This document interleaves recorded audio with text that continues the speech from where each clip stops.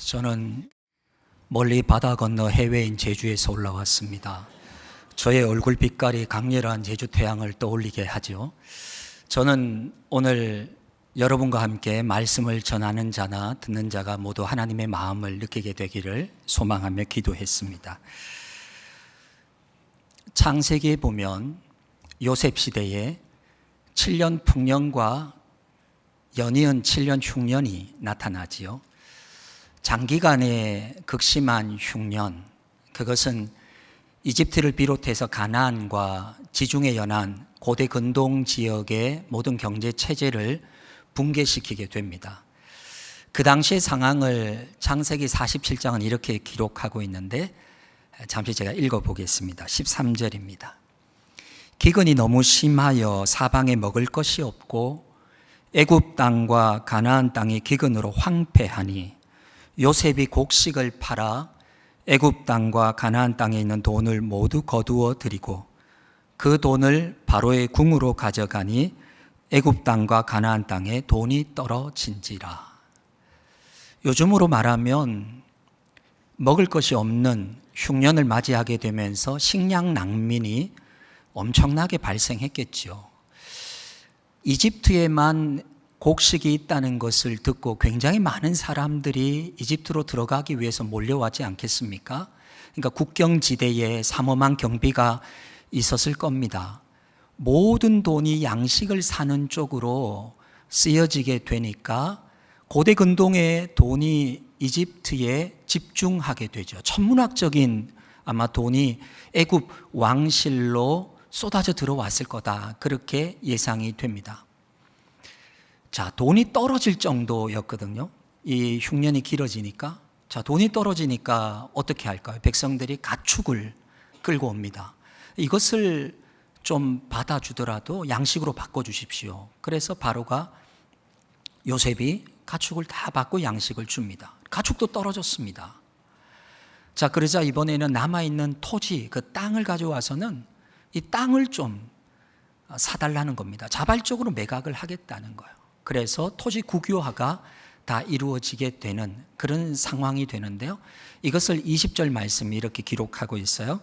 그러므로 요셉이 애굽의 모든 토지를 다 사서 바로에게 바치니 요셉의 애굽의 모든 사람들이 기근에 시달려 각기 토지를 팔았음이라 땅이 바로의 소유가 되니라.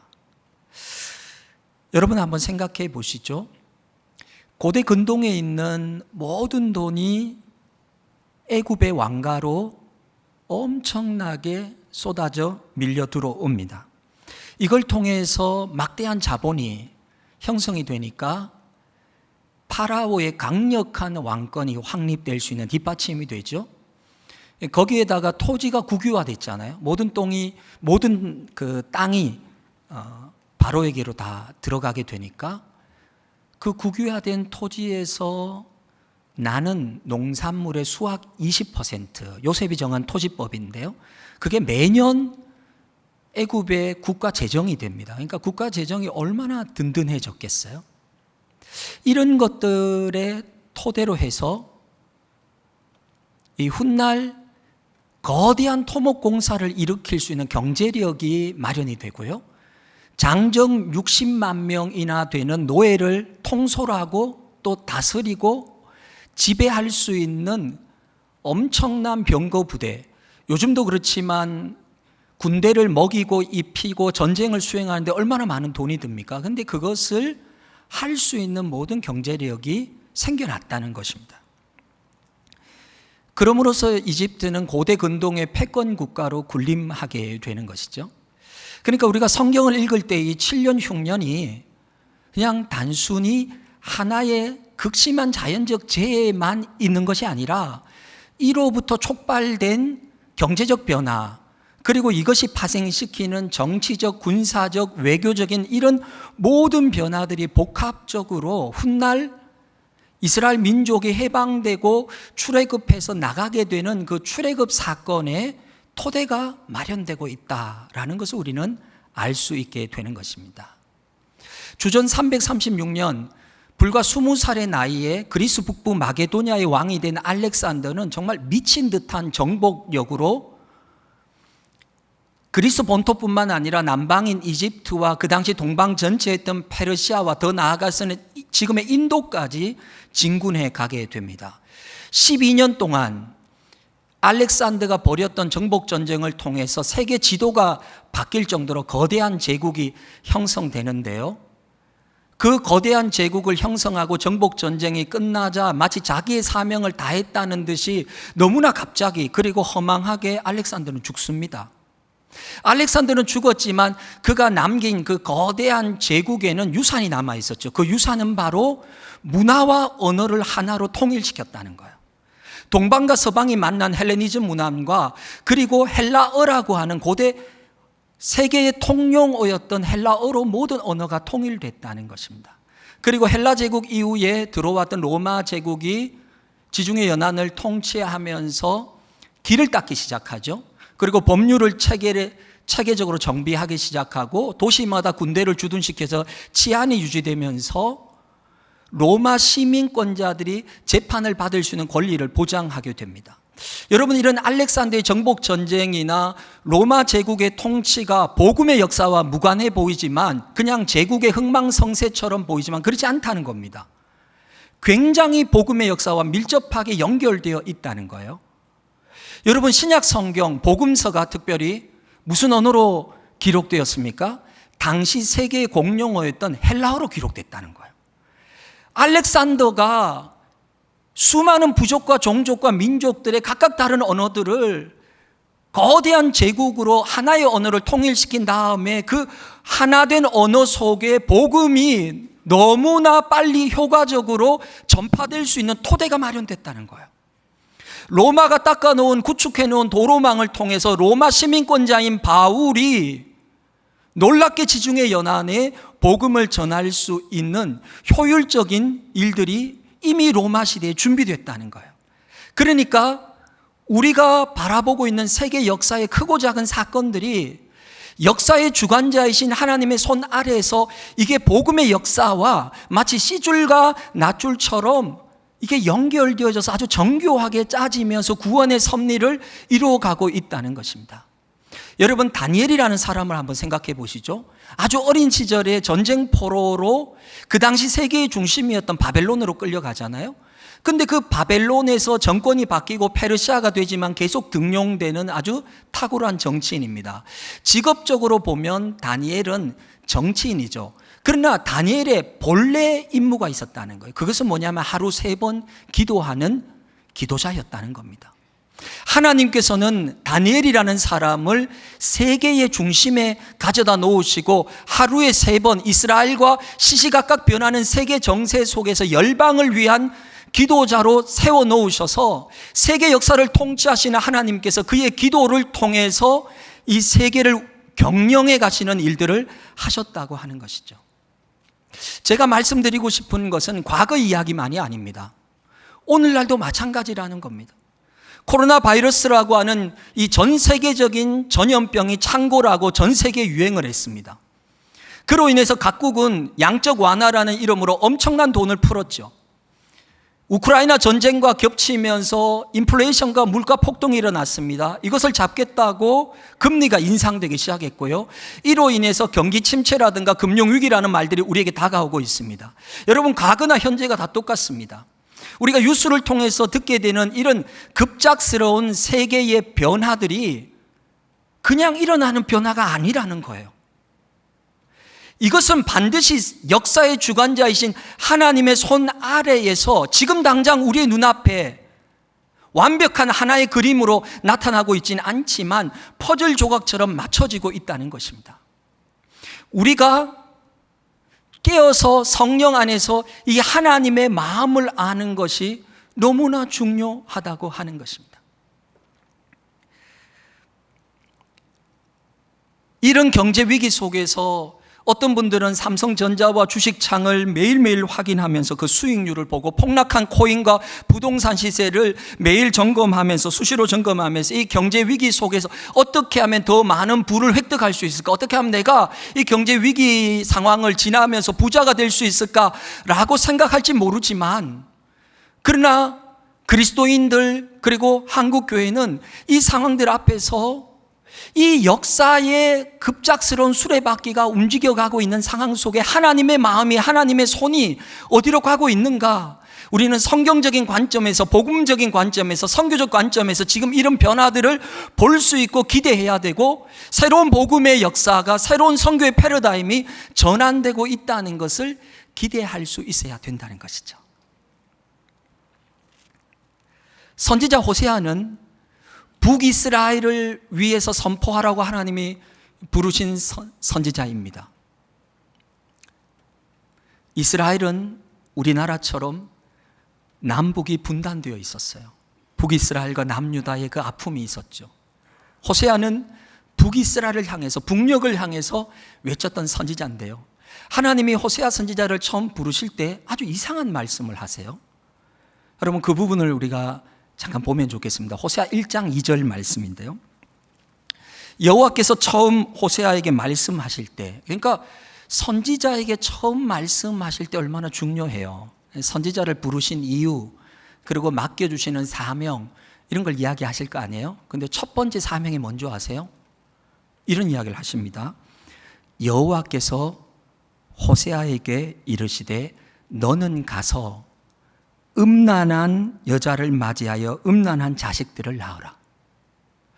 제가 이 호세아서를 읽으면서 굉장히 저의 눈과 귀를 의심했어요. 굉장히 충격받았어요. 여러분, 아무도 충격을 안 받으시는 이 놀라운 분위기. 여러분, 하나님의 말씀을 선포하는 선지자에게 하나님이 이렇게 말씀하시는 게 상식적인 거 아닌가요? 너는 하나님의 말씀을 선포해야 될 사람이다. 그러니 네가 가서 결혼해서 아내를 맞이할 때 정결하고 현숙하고 신실한 사람을 아내로 맞아라. 그러면 우리가 뭐라 그러겠어요? 아멘. 이렇게 받아들일 것 같아요. 그런데 지금 하나님이 선지자에게 뭐라고 말씀하시면 음란한 여자를 맞아서 음란한 자녀를 낳으라는 거예요. 여러분, 굉장히 당황스럽지 않습니까? 왜 하나님은 이런 우리가 상식적으로 이해할 수 없는 명령을 내리실까요? 그 이유가 바로 그 다음에 이어서 이렇게 나옵니다. 이 나라가 여호와를 떠나 크게 음란함이니라 하시니. 여러분, 이 말씀에 하나님의 아픔이 깊이 담겨 있는 말씀이에요. 선지자는 그 시대를 향한 하나님의 아픈 마음을 그대로 받아들이고 이스라엘과 같은, 북이스라엘과 같은 여인 고멜을 아내로 맞이하게 됩니다. 그러니까 호세아는 선지자로서 자신이 원하는, 자신이 결혼하고 싶은 그런 것이 아니라 자신이 원하지 않는 사람과 결혼을 하는데, 이 결혼 행위는 예언 행위로서 시대의 아픔을 그대로 짊어지게 된다는 거예요, 선지자가. 여러분, 이 고멜은 남편인 호세아를 배신하고 다른 남자를 따라서 집을 나가버립니다. 그래서 호세아 3장에 보면 그 여인이 얼마나 인생이 추락했는지 팔려갔기 때문에 호세아가 돈을 가지고 가서 그 돈을 지불하면서 그 아내를 되찾아오는 사건이 호세아 3장에 기록되어 있어요. 그 남편의 마음이 어떻겠어요? 그러면서 호세아가 비록 네가 그렇게 배신하고 떠나갔을지라도 나는 남편으로서의 역할을 다 할 테니까 너도 아내로서의 역할을 다 해달라고 이야기하는 거잖아요. 여러분, 호세아서를 읽을 때에 정말 피 끓는 심정으로 외치고 있는 호세아 선지자의 마음을 읽을 수 있어야 됩니다. 북이스라엘의 민족을 향한 호세아의 그 외침이 그냥 형식적으로 종교적으로 어쩔 수 없는 의무감에서 선지자이기 때문에 외치는 게 아니에요. 가슴 속에서부터 끓어오르는 이야기예요. 피를 토하는 이야기예요. 그게 왜냐하면 자기 민족의 이야기인 동시에 자기 이야기라는 거예요. 자기 아내의 이야기고 내 자식의 이야기고 우리 가정의 이야기라는 거예요. 그러니까 호세아가 얼마나 정말 피를 토하면서 이야기를 했겠어요. 오라, 우리가 여호와께로 돌아가자. 그러면 우리가 살리라. 우리가 여호와께 돌아가지 않으면 우리가 살아날 길이 없다. 자기 가정을 봐도, 자기 민족을 봐도, 여러분, 이게 그냥 할 수 있는 이야기가 아니잖아요. 피 끓는 심정으로 이야기를 하기 위해서 호세아는 그 시대의 아픔을 자기 가족의 아픔으로 짊어져야만 했던 것이죠. 건강을 잃는 것 안타까운 일이죠. 사랑하는 사람들을 잃는 것,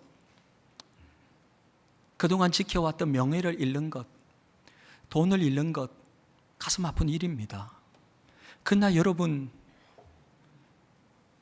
정말 가슴 아픈 게 뭔지 아십니까? 그것은 이 시대를 향한 하나님의 마음을 그리스도인들이 잃어가는 거예요. 내 삶에 완전히 매몰되어져서 지금 하나님의 마음이 어디로 향하고 있는지 별로 관심 없는 것.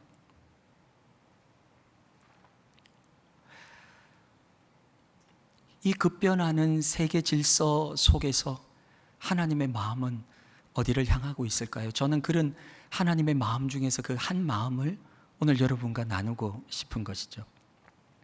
목회 데이터 연구소가 작년 10월 조사한 보고서에 따르면 우리 국민 61%가 북한에 관심이 없다, 이렇게 대답을 했습니다. 올해로 분단된 지 77년입니다. 남과 북이 허리 잘려서 헤어지고 왕래하지 못하고 이산가족이 생기고 그렇게 살아온 지 77년이라는 시간이 흘렀습니다. 오늘날 우리 대부분은 분단된 이후에 태어났고 자랐기 때문에 우리에게 분단은 태어나면서부터 맞이한 아주 일상적이고 자연스러운 것일지 모릅니다. 서울대학교 통일평화연구원이 작년에 실시한 국민통일의식조사에서 꼭 통일해야 된다, 통일은 반드시 돼야 된다라고 대답한 국민은 44.6%의 반면에 통일의 필요성에 대해서 그저 그렇거나 굳이 통일되지 않아도 상관없다, 통일될 필요가 없다라고 대답했던 국민들은 51.4%로 절반이 넘습니다. 막대한 통일 비용을 지불하면서까지 꼭 통일을 해야 하는 것에 대해서 적지 않은 국민들이 회의감을 가지고 있는 상황이죠. 통일의 방법 역시 남북의 두 나라가 완전히 하나가 되는 이런 직접적인 통일에 대해서는 25%만 찬성한 반면에 두 체제가 그대로 유지되면서 평화적인 공존을 하자라는 것이 2배가 넘는 57%, 특별히 젊은 세대 20대로 가면 이런 평화 공존의 방식으로 우리 서로 따로 있지만 그냥 이렇게 서로 침범하지 않고 지내자가 71%에 이르게 됩니다. 통일에 대한 생각은 저마다 다를 수가 있지요.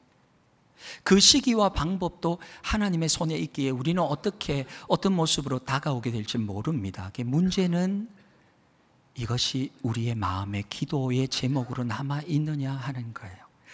제가 사는 제주도에는 특별한 라디오 방송이 있습니다. 애월하기 바닷가에 보면 굉장히 높이 솟아있는 그 안테나들을 보게 되는데요. 이 라디오 방송국은 매일 새벽마다 예배와 설교와 찬양을 북한으로 송출하고 있는 제주 극동방송입니다. 여러분이 만약에 제주에 오시게 된다면 한 번쯤 꼭 들려보시면 좋을 그런 방송국입니다. 대기권에는 전리층이 있는데 AM이라고 하는 아주 높은 전압으로 송출하면 그 전파가 어디까지 가느냐 하면 러시아까지 갑니다. 그리고 중국으로 가고 일본으로 갑니다. 그래서 시간대를 달리해서 이 안테나가 방향을 맞추어서 러시아어로, 중국어로, 일본어로 방송을 계속 말씀과 복음을 송출하고 있죠. 제가 아주 10여 년 전에 중국에 갔을 때 우리 조선족 여성들이 이 극동방송을 듣고 있다는 것을 제가 직접 생생하게 들은 적이 있어요. 그런데 과연 북한에서 그 엄혹한 체제 아래에서 이 방송을 듣는 사람이 있을까? 사실은 방송을 하는 이들도 혹 한 사람이라도 몇 사람이라도 들으면 좋겠다라는 마음으로 방송을 하게 되는데요. 그 증거들을 보게 되는 역사가 있어요. 제주 극동방송에 가면 전시실이 있는데 그 전시실에 북한에서 아주 어렵게 국경지대 사람들을 통해서 극동방송으로 보낸 지하교회 성도들의 편지가 있다는 거예요. 제가 그 편지 중에 한 사람의 내용을 짧지만 잠깐 소개해 드리려고 합니다. 북한 지하교회 성도가 보낸 편지입니다. 저는 가끔 중국 동포들에게서 받은 편지를 방송에서 읽어주실 때마다 한반도에서 사는 저희들은 한마디도 드리지 못함을 슬프게 생각하였습니다. 오늘은 많은 생각 중에 위험을 무릅쓰고 편지를 씁니다. 방송으로 들은 신앙 간증은 너무나 생동감 있어 몇몇 성도님께 찾아가 이야기하여 주며 눈물을 주룩주룩 흘리며 오 그렇지 그래 하며 긍정도 하고 감탄도 하며 깊은 감동을 받는 것을 볼 때 그 가운데 저도 은혜를 받고 더 신이 나서 이야기를 한답니다. 어서 빨리 자유로운 세상이 와서 주위 사람들에게, 직장 동무들에게 받은 은혜를 언제 함께 나눌 수 있을까요? 여기는 철저하게 통제된 사회가 되어 아무리 가까운 사이라 할지라도 곁을 줄 수가 없고, 특히 기독교에 대해서는 입 밖에도 낼 수가 없습니다. 비록 방송을 듣는 사람들이 없는 것 같을지라도 은밀한 가운데 곳곳에서 청취하는 이들이 있을 것입니다. 하늘의 겨자씨가 무성한 숲을 이루듯 오늘은 불과 몇이 안 되는 것 같지만 무성한 숲과 같이 북한 땅 곳곳마다 청취자들이 나가서는 교회가 우뚝우뚝 솟을 것입니다. 주님의 말씀은 진리이기에 반드시 그때는 오고야 말겠지요. 한 가지 부탁드릴 것은 찬송가를 보낼 때 받아 쓸 수 있게 1절만이라도 한자 한자 천천히 부를 수는 없을까요? 저희들을 위해 기도해 주십시오. 통일의 그날 감격적인 상봉을 위해 열심히 기도하겠습니다. 안녕히 계십시오. 성경을 가질 수 없잖아요. 찬송가를 가질 수 없잖아요. 그래서 새벽에 이불을 덮어쓰고 몰래 지하실에 숨어서 라디오를 켜놓고 성경을 읽으면 성경을 필사합니다. 찬송가를 읽으면 찬송가 가사를 써서 그리고 그것을 외운 다음에 씹어서 먹고 버려요. 증거가 마련되면 발각되니까요. 마게도냐 사람이 바울에게 와서 우리를 도우라고 손짓하던 그 손짓을 보면서 복음이 아시아에서 유럽으로 나아갔던 것처럼 너무나 가까운 이곳 분당에서 몇 시간 걸리지 않는 개성과 평양과 신의주와 우리의 북녘 땅에서 지금도 우리는 가지 못하지만 휴전선을 넘어서 방송이 전파가 복음이 갈 때에 거기에서 숨죽이면서 마음을 졸이면서 그렇게 듣는 사람들이 지금 이 시간에 있다는 거예요. 그 사람들이 편지를 우리 여기 있어요. 보내는 거예요. 제가 신학대학원 시절 1997년 전후에 우리는 북한의 비참한 소식을 신학교에서 들었습니다. 국경지대의 선교사님들을 통해서 고난의 행군이라고 여겨지는 그 시절 100만 명에 가까운 사람들이 아사했다고 하는 그 처참한 소식들을 우리가 들었어요. 압록강을 건너서 중국에 들어간 북한 여성들이 중국인들에게 잡혀서 팔리고 인신매매되고 있다는 끔찍한 소식들을 들었어요. 꽃제비들이 장마당에서 떠돌면서 굶어 죽어가는 이런 이야기들 들었던 우리 신학생들이 수요일 점심은 금식하면서 북한을 위해서 기도하자고 했거든요. 그래서 그 기도 모임이 시작되었는데 시간이 갈수록 그 기도 모임은 점점 숫자가 줄어들고 저도 잊어버리고, 그리고 심지어 수요일 날 친구들과 어울려서 너무 배가 불러서 힘들다라고 말할 정도로 그 상황들을 까맣게 잊어가는 저 자신을 보면서 제가 이런 존재라는 것을 알게 됐어요. 기아의 허덕임에 아사하는 이 북녘의 동포들의 이야기, 그 배고픔보다 내 일상의 작은 어려움이 훨씬 더 크게 느껴지는 그런 존재인 것이죠. 그렇기 때문에 하나님의 마음이 아니고서는 우리는 북한을 위해 울 수도, 그리고 통일을 위해 울 수도 없습니다.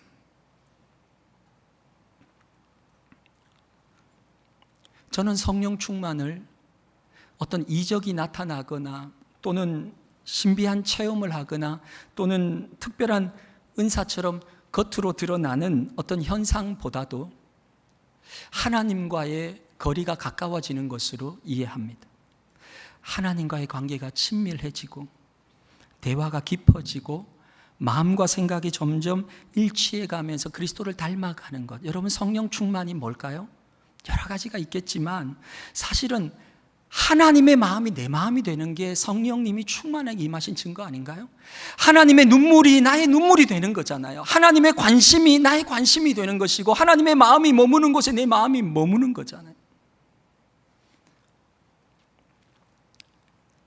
오늘 호세아 11장 8절 9절에서 하나님은 북녘 땅인 북이스라엘을 향해서 아주 애절하게 호세아 선지자를 통해서 말합니다. 에브라임아, 너 북이스라엘아, 내가 어찌 너를 놓겠느냐? 이스라엘이여, 내가 어찌 너를 버리겠느냐? 내가 어찌 너를 아드마같이 놓겠느냐? 어찌 너를 스보임같이 두겠느냐? 아드마와 스보임은 소돔과 고모라와 함께 멸망했던 성읍들이에요. 내가 그 성읍들이 멸망하는 것처럼 너를 모른 척 하겠느냐? 네가 비록 우상의 땅이 되고 그 사상과 이데올로기에 짓눌려서 어둠의 땅이 되고 찬송과 한 절도 입 밖으로 낼 수 없고 숨죽에 언제 77년이 흘렀지만 한 번도 자유를 경험하지 못하는, 한때 동방의 예루살렘이라 불리었던 그 평양이 지금은 가장 거대한 우상의 땅이 되었지만 하나님의 마음은 쉬지 않으신다는 것이죠. 내 마음이 내 속에서 돌이켜 나의 긍휼이 온전히 불붙듯 하도다. 내가 나의 맹렬한 진노를 나타내지 아니하며 내가 다시는 에브라임을 멸하지 아니하리니 이는 내가 하나님이요 사람이 아님이라. 내 가운데 있는 거룩한 이니 진노함으로 내게 임하지 아니하리라. 저는 이 호세아 선지자를 통해서 외치고 있는 하나님의 음성이 에브라임이요 사마리아요 한때 동방의 예루살렘이요, 이게 저는 북녘을 향한 하나님의 마음처럼 들려집니다. 여러분, 갑자기 제주에서 나타난 얼굴빛이 시커먼 사람이 엄청 부담스럽게 내 삶도 힘든데 북한을 위해서 막 이야기하니까 얼마나 여러분이 부담이 되시겠어요. 그러나 조금만 내 삶에서 눈을 들어 지금 이 역사의 수레바퀴가 움직이는 가운데 하나님의 마음이 머무는 그 한 지점을 볼 수 있기를 원한다는 거예요. 여러분, 이미 우리는 분단의 상황 속에 있어서 군사적으로 정치적으로 다 끊어져 있기 때문에 우리가 할 수 있는 일이 대단한 게 아니에요. 저는 그냥 여러분에게 이렇게 요청드리고 싶어요. 우리 식사기도 하잖아요. 식사기도를 이렇게는 안 하잖아요. 숟가락 떨어뜨리면서 주여 감사합니다 이렇게는 안 하시잖아요. 적어도 식사기도를 제대로 하실 거 아니에요? 식사기도를 하실 때만이라도 그 잠깐이라도 그 짧은 몇 초라도 북한을 위해서 기도할 수는 있잖아요. 잊어버리지 않겠다는, 그 땅에서 예배하고 있는 이들이 있다는 것을 바라보시는 하나님의 마음을 잊지 않겠다는 고백. 또 뉴스에서 계속 북한이 미사일을 발사했다는 뉴스가 들리잖아요. 아우, 저 김정은 정권이 또 미사일을 발사했구나, 그렇게 말하고 지나가는 것이 아니라 그런 북한에 대한 보도나 뉴스가 보이고 들릴 때마다 잠깐이라도 머물러서 하나님, 그 땅에 있는 이들을 생각해 주세요. 하나님, 우리에게 그리스도의 참 평화가 임하는 그날이 이 땅에 오기를 사모하는 마음을 주세요. 여러분, 통일은 정치적인, 군사적인, 특별히 경제적인 가치로 판단할 수 있는 게 아니잖아요. 예수님께서 이렇게 말씀해, 오직 성령이 너희에게 임하시면 너희가 권능을 받고 예루살렘과 온 유대와 사마리아와 땅끝까지 이르러 내 증인이 되리라. 사마리아를 놓치지 않으셨어요. 예수님께서 계속 사마리아를 다니면서 수가성 여인을 만나시고 사마리아의 사람들을 놓지 않으셨어요. 빌립이 사마리아에 가서 복음을 전하고 그 사마리아가 복음으로 돌아왔어요. 북이스라엘을 놓지 않는 하나님의 그 마음이에요. 남유다가 북이스라엘 위해서 기도해야 된다는 것을 동독의 교회가 간절히 기도할 때 서독의 교회가 함께 기도하면서 통일 독일은 그 교회들의 기도 속에서 엄청난 통일의 밑거름이 되었다는 것을 우리가 압니다. 우리의 다음 세대를 평화의 사람으로, 통일의 지도자들로 길러낼 수 있는 것이 너무 소중하지 않을까요? 식사할 때마다, 북한의 뉴스가 들릴 때마다, 우리의 자녀와 우리의 다음 세대를 볼 때마다 하나님의 평화가 여러분, 이 통일이 선교적 관점에서 바라보면 엄청난 일이잖아요. 여러분, 북한이 열린다고 생각해 보세요. 이곳에서 지나가는 그 열차들이 시베리아를 횡단해서 지금의 우크라이나와 폴란드를 지나서 독일과 프랑스를 지나서 스페인과 포르투갈 땅끝까지 그렇게 복음으로 쭉 연결되지 않겠어요? 여기서부터 가는 복음의 열차가 이 동북아시아 한국에서부터 한반도 끝에서부터 나아가는 이 수많은 선교팀들이 실크로드를 지나서 중앙아시아 탄탄탄으로 끝나는 이슬람 지역을 지나서 이스라엘과 아프리카까지 복음이 가지 않겠어요? 그 새로운 지경의 확장이 열리는 거예요. 이 마지막 때에 여러분, 향후 언제 하나님이 주실지 모르지만 우리 한국인들의 개인적 삶을 가장 크게, 가장 많이 바꿀 수 있는 유일한 사건이 있다면 그건 통일이 될 거예요. 그런데 한국교회가 그게 준비되어 있지 않다면, 우리가 준비되어 있지 않다면, 우리가 거기에 마음이 없다면, 하나님이 어느 날 소나기처럼 우리에게 그걸 주셔도 우리가 그것을 감당할 아무런 준비가 되어 있지 않다면 어떻게 할 수 있을까요? 오늘 이 찬양을 함께 고백하기 원합니다. 이 찬양은 시편 147편을 고백한 찬양인데요, 하나님은 위대하시며 능력이 많으신 분입니다. 사람이 불가능하다고 하는 일을 하나님은 이루시는 분입니다. 그분은 상한 자들을 고치시고 상처를 싸매시는 분인데요, 그분이 비를 준비하신다. 저는 이 찬양을 부를 때마다 하나님, 통일의 비를 준비해 주십시오, 그렇게 고백하게 됩니다. 그리고 예루살렘아 여호와를 찬송할지어다 라고 하는 그 부분에서 분당과 서울과 경기도와 한국의 모든 땅들이, 그리고 저 평양과 신의주와 개성과 나진과 선봉의 모든 땅들이 함께 찬양하는 그날이, 동방의 예루살렘이라 불리던 그 평양의 거리에서 우리가 이 찬양을 부르게 되는 것을 저는 꿈꾸게 됩니다.